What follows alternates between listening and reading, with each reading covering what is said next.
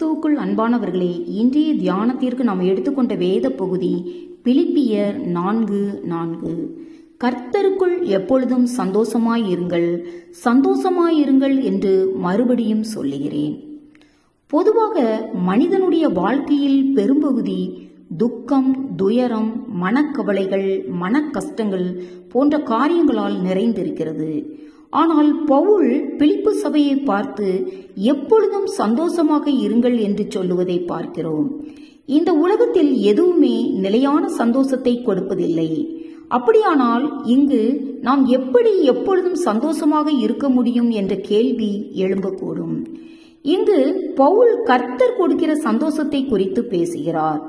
ஆகவேதான் மறுபடியுமாக சந்தோஷமாக இருங்கள் என்று சொல்லுகிறார். ஏனென்றால் கர்த்தர் ஒரு மனிதனுக்கு கொடுக்கிற சந்தோஷமே நிலையான சந்தோஷம். மேலும் 1 தெசலோனிக்கேயர் 5:16, 17, 18 எப்பொழுதும் சந்தோஷமாயிருங்கள், இடைவிடாமல் ஜெபம் பண்ணுங்கள், எல்லாவற்றிலேயும் ஸ்தோத்திரம் செய்யுங்கள் என்று பவுல் சொல்கிறார். அதாவது எல்லாவற்றிலும் ஸ்தோத்திரம் செய்யுங்கள் என்று பவுல் கூறுகிறார். ஏனென்றால் தேவன் நமக்கு அனுமதிக்கிற அனைத்துமே நன்மைக்கு ஏதுவானவைகள்.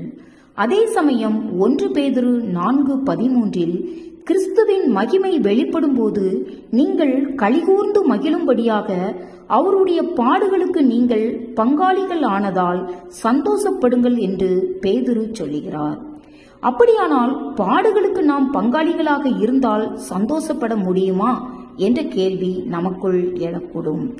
இங்கு பேதுரு பாடுகளில் மெய்யான சந்தோஷத்தை பெற முடியும் என்று சொல்லுகிறார். ஏனென்றால் இது கிறிஸ்து நமக்கு கொடுக்கிற சந்தோஷம். இதனால் இது எல்லா சூழ்நிலையிலும் நமக்கு மெய்யான சந்தோஷத்தை கொடுக்கும்.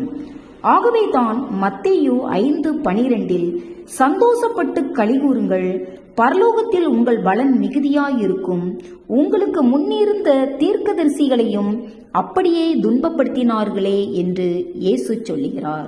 எனக்கு அன்பானவர்களே, நாம் இந்த பிரபஞ்சத்தில் ஜீவிக்கும் போது நமக்கு பலவிதமான பாடுகளும் வேதனைகளும் உபத்திரவங்களும் ஏற்படலாம் என்பதை நாம் அறிந்தவர்களாய், இவை எல்லாவற்றிற்கும் மத்தியில் நாம் எல்லா வேளைகளிலும் எல்லா சூழ்நிலைகளிலும் கர்த்தருக்குள் சந்தோஷமாய் இருக்க தேவன் தாமே நம் ஒவ்வொருவருக்கும் கிருபை புரிவாராக.